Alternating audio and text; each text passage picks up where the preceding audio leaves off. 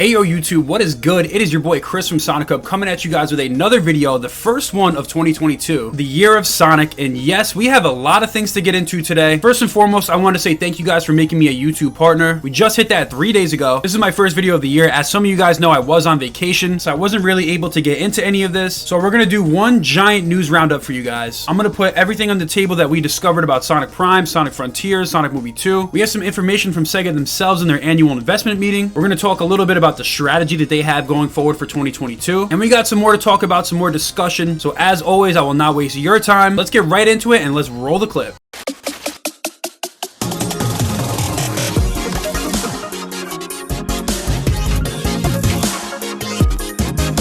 So yes, I'm officially back from vacation. I was in the nice warm sun and now I'm back in the New York cold. So that's why I haven't been on top of all this. You guys know I'm usually right on top of the news. But anyways, let's get right into everything that we got. So let's start off with Sonic Frontiers. Sonic Team is officially at work. And exactly what do I mean by this? Well, the official Japanese account tweeted on January 4th that Sonic Team has started work today. I don't know if they had a long break or something. I wish I could take that long of a break from work. But yeah, they dropped this tweet and they dropped a new header which kind of leaves some interesting clues about some predictions for Frontiers. I'm going to pull it on the screen right now. So just by looking at this, you can see that it's the Frontiers background. And you see this render of Sonic. I'm not really sure if that's a new 3D render, but something about it seems very interesting. If you look to the right of Sonic, it looks like it could be the colors of the Chaos Emeralds. And if you look all the way to the left of the ring, it seems like we have a shot of space. Now, does this lead me to believe that that could be cyberspace? Maybe eventually the game could end up going into space, or maybe it's just a design that looks really cool. As you guys also know, Sonic Team dropped this sick art style for Sonic Frontiers, and I'm definitely here for this. It looks like Sonic is really going back to those Japanese roots and just a little bit more significant storytelling. One way or the other, the marketing has ramped up. And it's definitely true that they're going to ramp up the marketing efforts because we already have a full-scale advertisement. If you guys look at it right here, it has the Sonic Frontiers logo, it has the rip-off shot from Breath of the Wild. But yeah, when they say Sonic Team is at work, I'm sure they're still developing this game, ironing out the kinks, and they're probably starting to ratchet up the marketing effort. So yeah, that's the newest Frontiers news, but we have a lot more to get into later in the video. I have some quick news to deliver to you about Sonic Prime before we get into that. Obviously, I was the first one to break out that Sonic Prime will be releasing in the fall, as I directly translated the Iizuka interview. If you haven't watched that video, go watch it. But according to Tails channel, Jakks Pacific is releasing the merch for Sonic Prime in 2023. So it looks like they'll be handling the toys like they normally do with the Sonic the Hedgehog franchise. But originally they made it seem like it was going to be a quick 24 episode series, and after that they would probably discontinue it. But if the show is successful and the merch releases in 2023, I could see them extending out Sonic Prime, and hopefully it can be an ongoing series. I would love to see nothing more than to see consistent Sonic the Hedgehog content, especially in multimedia, because multimedia right now is probably the most important thing Sonic has ever done in the franchise, which I'll get into later, but just something to keep in the back of your head. And it's going to be very cool to see Sonic Prime merch. I'm really excited to see any news or any information about this show, and hopefully they'll deliver us a great product in fall of 2022 and build us some hype for the new game. And speaking of the new game, we have some very substantial and significant information to talk about. You guys might have seen it already, but I want to give you guys my thoughts, my speculation, and conclusions in relation to this info, because we're kind of seeing the mindset behind Frontiers, the strategy for 2022 and beyond, and we're seeing some very important trends. So without further ado, let's not waste your time, let's get right into it. So the first major thing I want to talk about, and the obvious elephant in the room, is the SEGASammy management meeting, which, if you didn't know, SEGASammy is the name in which SEGA is publicly traded under. So basically this is a meeting for shareholders, and long story short, what SEGA is trying to convey is to their investors, how are you going to make me money? Obviously, if you're a billion-dollar entity and you're publicly traded on the stock market, the biggest thing you want to do is maximize the profits for your shareholders. So before the new year, SEGA had some questions that was asked in their management meetings, and it's giving a lot of direction as to what we should expect for Sonic Frontiers, Sonic Prime, and what the whole plan is going forward. So let's read through it, and then I'll give you my thoughts, because there are some significant conclusions that I've drawn from this. So when asked about the growth strategy of consumer business, the first question asked, looking at the video of Sonic Frontiers, it looks like an open world kind of concept. Is that correct? Also, if you have any target number of sales, can you please share? They answered, as for the target number, because this is a completely new title for the first time in many years, and we are planning for a global multi-platform rollout, we would like to go beyond the first year sales number of Sonic Forces, which is the previous title. For lifetime sales, we look forward to further increase. We'd like for you to wait for the future announcement for the details, but this is a title with no compromise in terms of quality, and it has taken many new challenges. Originally, it was planned to be released on this year, the 30th anniversary of Sonic, but we have postponed the release for a year in order to further brush up on quality, not only for this title, but during the development phase phase, we have been steadily conducting analysis to improve the quality of the title before release, such as introducing game testing based on external evaluations, and I have a feeling that it will become a good game with very high expectations for it. So once again, they're basically saying that this is going to be a very high budget game. Everything is going to be a lot different in terms of what we're supposed to be expecting with Sonic. They obviously want to beat Sonic Forces in terms of sales, which is pretty obvious. You always want to do better and make more money. But the biggest thing is, I think they've acknowledged that Forces was a big flop. Sonic Boom was a big flop. Sonic Lost World was also a flop. They know that they have to be better. And based off of all the information that we're hearing, it looks like they're up to the challenge. The biggest thing was delaying this game and not rushing it out for the 30th anniversary. And it seems like this game already has a lot more development time than Sonic Forces did. I think it only took Sonic Forces 1 year to be developed. And this game looks like it's going on at least 2 or 3 years of development. So we're looking at 2 to 3 times more the development cycle of Forces. And they said that this game is not going to lack any quality. So I think they're aware of the expectations of this game and they're going to rise up to the challenge one way or the other. This is going to be a very different experience. It's going to be a high quality experience. And I think flat out they just want to win with this title. They know what our criticisms are and they want to deliver for us. So the fact that they delayed this game in order to increase the quality of the game is a very good sign. And I prefer a very high quality product that isn't rushed, full of glitches. And I just want to see something with a high score on Metacritic. Like in terms of 3D Sonic, I don't know when the last time we got something above an 80 on Metacritic. But hey, let's take their word for it. This is good stuff. This is a significant development. So as far as the quality of this game, expect it to be very good and high budget. Whereas Forces was mid, trash, garbage, whatever you want to call it. Just expect the opposite. Like this feels different. You guys know it. I know it. Everyone knows it. Also, one of the most important things we can't miss that they talk about in that paragraph is they talk about external evaluations for the game, which basically all but confirms that they've been using playtesters. And we've seen so many leaks come out about this game. Many of them have lined up with a lot of the information that we've seen come out about this game. So it's nice to see that SEGA is using external evaluations to really get proper feedback about this game. And to keep this thing rolling, we're only going to focus on the important things about Sonic because you are here for Sonic. This is Sonic Hub. We don't care about nothing else. So the next question is, can you share the possibility of strengthening the monetization of the Sonic IP further in order to increase profits such as merchandising, movies, and etc.? To which they say, in terms of contribution to the profits, we think the games will be the main thing. We'd like to proceed the major new title for global and multi-platform and game area. Referring to the recent environment, the number of movie viewers we reach has increased significantly due to the global hit of the movie and the following subscription rollout of it. And if you include mobile and other businesses, the IP has been able to reach a scale like hundreds of millions of people. The translation is a little bit rough. This is from Japanese to English. As the effect of the hit of the movie, the situations in which parents and children of 2 generations can enjoy Sonic IP together is increasing, so we think it is important to release high quality games at this timing. For the expansion other than the game, we believe that it is principal to work with partners who are reliable and can provide high quality products and services. As for animation, we are working with Netflix and we can roll out a very low risk to the Sonic IP, which is strong. Towards the release of the sequel movie, which is scheduled to be released in April, we expect the increase of view of previous movie via subscription, etc., and will boost revenue again. The licensing business, including merchandising, has already become a scale of tens of billions of yen on retail sales price basis, and its rollout in the European Union and North America is expanding considerably. On the other hand, we still have a lot of challenges in the Asian market, including Japan, so we want to focus our efforts over the next year when we release the new game. So this is also pretty significant too. Although in my opinion, multimedia might be the most important thing Sonic has ever done in the franchise, it's nice to see that they still want to focus on gaming as the main focus. I think that's where they came from, so they can't necessarily turn their back on it, or at least admit that publicly. But it's no surprise that they're going to use multimedia to pimp out the IP basically. I think Sonic is the best character in all video games, and if you're watching this video, you probably think that too. Like, just as a character, this blue little talking rat with attitude is just so awesome and intriguing, and he's so polarizing. Like, he can draw a discussion about video games like no other. So while they do say gaming is the main focus, they are talking a lot about multimedia in terms of monetization, so we'll see if that's the case. But to me, you really can't miss with the multimedia stuff. I'll talk a little bit more about that later on in the video, but once again, it's good to see that they're saying the games are the main focus. We'll see if they put their money where their mouth is later on this year when we play Sonic Frontiers for the first time. So the last major question in relation to Sonic in this portion of the management meeting says, can you share about your strategy for the repeat sales, especially how you think the strategy to pile up revenue continuously every year? It seems you can earn revenue from repeat sales following the year when you have numbers of new titles. However, there is an example of other companies which is combining pricing and regional strategies to build up profits. I'd like to hear your thoughts on such approach. And the answer is Sonic related, so that's why we cover it. It says, as for consumer games, the culture of buying a package game on the day of release is no longer the trend, and the penetration of digital sales has made it to the business contributes to the revenue for a long term. In fact, the year a new title is released, that title is counted as repeat. Especially if the new title is released at the end of the fiscal year, it will contribute to the increase in volume of repeat sales the following year. For the pricing strategy, we feel that we are at a point where we need need to rethink. For example, for the new Sonic game, as we are focused on quality and spending a certain amount of money on development, we think it is important to maintain the price by maintaining the value of the IP at a high level, rather than simply lowering the price at an early stage to increase the number of unit sales. So, long story short, they're not settling for this game. It's not going to be mid. They're not going to lower the price to like $40 like they did with Forces. This is going to be a full price game because it's going to be very high budget. I'm a firm believer in getting what you pay for, so I have no problem with the game being a higher price, but in exchange, it has to be a higher quality title. If the game's $60, $70, whatever the price is, it has to be worth that money. So I think with this game, they're not trying to cheap us out like they did with Forces, which is basically the most mid Sonic game ever. It's basically a watered down version of Sonic Generations, which once again is your guys' favorite game, not mine. And once again, the main takeaway is they want to double down that this is going to be a quality game. And they said a lot of things in the past, but based off of the previous track record, they know that we are not happy and we are expecting a much better game. So there's no way that this can make you more skeptical. If anything, this might ease some of your skepticism, but we haven't seen gameplay yet, so the jury's still out. But I, once again, am very optimistic about this game. I think this is going to be the best Sonic game in a long time. It's going to be the best Sonic game since at least Sonic Generations. Also, last thing that I take away from this, they say they want to increase digital sales, and it's more of a marathon, not a sprint type of approach. They don't think they're going to be piling up unit sales on day one. They think the digital sales will carry them and it'll progress throughout the year. So what that means to me, in addition to having a full price, high quality game, they could add DLC as well, because DLC is digitally purchased. So it is very possible that one way or the other, we could see DLC in this game, and there's going to be heavy incentives on purchasing the game digitally. But yeah, let me know your thoughts about all this. Do you think the game being delayed was a good thing? Do you believe them when they say it's going to be a high quality, high budget game? Let me know in the comments. But without further ado, let's skip forward to the next part of the management meeting, because this is where they reveal some interesting trends and can help us lead to some new conclusions and predictions as to what we'll see in 2022, as well as the future strategy and direction. So it's about a 60-page PowerPoint presentation. Let's skip forward to everyone's favorite blue talking rat, which is Sonic the Hedgehog. The reason that you're here, the reason why we do this, so once again, it's about maximizing money for the shareholders, what they did in 2021, and how they want to press forward. So you see the slide with Sonic. First thing they talk about is some of the collaborations that they did in 2021, and I don't know who put this together, but they had the logo of the Sonic Central YouTube channel. They have some other odd stuff in here as well, so I don't know which intern put this together, but they detail all the collabs that they did in 2021, which is kind of insane. If you think about it, this is like the year of collabs, and obviously Colors Ultimate. So the biggest thing for them is let's expand the IP, let's expand the global recognition of the Sonic the Hedgehog brand, and I do think they did a great job of doing that this year. At least we got a game. While 2021 was the year of leaks and speculating and waiting for trailers, it was still pretty cool because we were all hyped up. There was a lot of hype generated for this year, and while we didn't get everything we wanted, we know that we're in good hands for 2022, and this is really the proper anniversary year in my opinion. Now let's talk about the elephant in the room. The next important distinction to make is the growth that Sonic has experienced since the Sonic the Hedgehog movie. After the release of the movie and its hit, we have been receiving a lot of inquiries from our global customers, and license revenue is growing significantly. I would like to continue to grow this. Now I'm going to be very honest with you guys, just based off of this chart. This dates back to fiscal year 2019, and let's be totally honest. You see, when the Sonic the Hedgehog movie dropped, licensing sales for the Sonic IP exploded. It's just really no surprise. The movie was a smashing success. The fact that we're about to get a second movie also further proves this. Even if you look at the next chart here, it says the compound growth has been 35% since the fiscal year that Forces was released. So what does this mean? This means that multimedia probably saved Sonic. The Sonic the Hedgehog movie was most likely the most important thing to ever happen in the history of this franchise in a very, very long time. This movie and the new movie is going to bring in a lot of fans into the IP. Sonic Prime, Sonic Movie 2, and Sonic Frontiers is going to be a lot of gamers' first entry into the Sonic franchise, and it's all because of the success of the first movie that built up so much hype, generation, and buzz for the Sonic franchise. Honestly, if you think about it, if this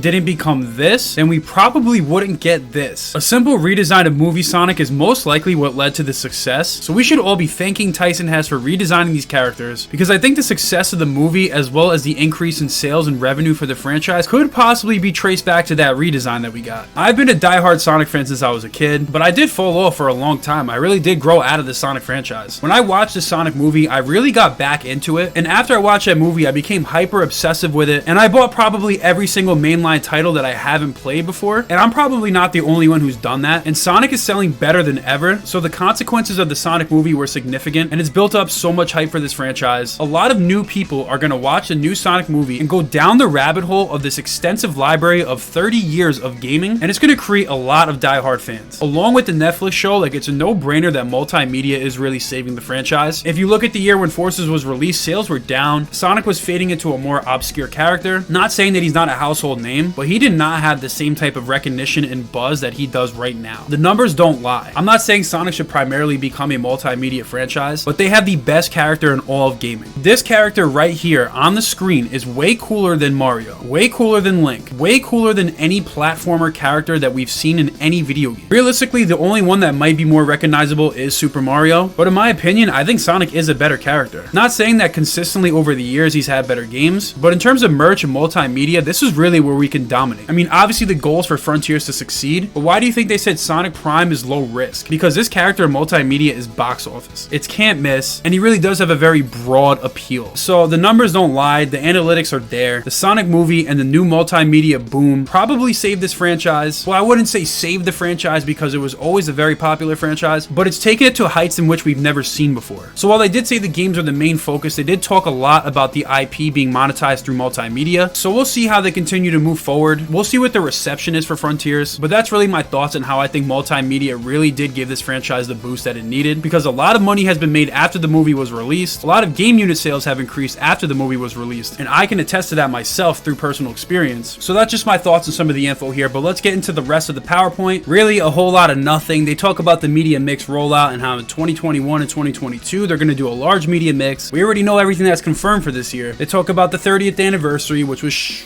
they talk about Sonic Movie 2, they talk about Sonic Prime, they talk about Sonic Frontiers. One big thing is they know that the brand new Sonic game is going to have a very high expectation. So once again, they know people like me are sitting here behind a green screen talking that talk about Sonic. They know that we want more. Next slide, they talk about Sonic Frontiers. They said they would like to introduce it using this video. I guess they show a trailer to Frontiers, and that they're aiming for a simultaneous worldwide release on multiple platforms on holiday season next year. So yeah, other than that, nothing really interesting, but the main thing I wanted to point out was this multimedia boom that really carried the Sonic franchise. I always could have guessed this. Like, if you asked me, I would have always said this was the case, but actually seeing the numbers and the data and charts in my face really is pretty eye-opening. Like, I know I am a genius and I usually get every single thing right, but it really is crazy to see this and kind of see it confirmed, and these numbers will shape the direction of this franchise going forward. I think out of pride they will never let the Sonic games die, but a lot of hope is riding on Frontiers. I would expect a lot more multimedia if the game doesn't do well, so we will see. But yeah, that's my analysis and all the Sonic news we know so far in 2022. Everyone's got to get hyped. Like, if you're skeptical, now is not the time for you. I want to hear about all of your guys' thoughts. What do you guys think about this? What are your thoughts on some of these financial numbers that we've seen in the investment strategies? What do you think about the Sonic Prime merch? What do you think about Sonic Frontiers in general? I want to hear all your thoughts, comments, debates down below. I would like to see a much more engaged comment section, but that's all I got for you guys today. Thank you guys for the support. Thank you for making me a YouTube partner. Please get at my social medias, my Instagram, my TikTok, my Twitter, my Discord. All of the links for that are down below. Please stay tuned for all the latest Sonic news and discussion. This is a one-stop shop for everything. You do not want to miss any of my content, so make sure to like, follow, subscribe. Until I see you guys next time, peace out.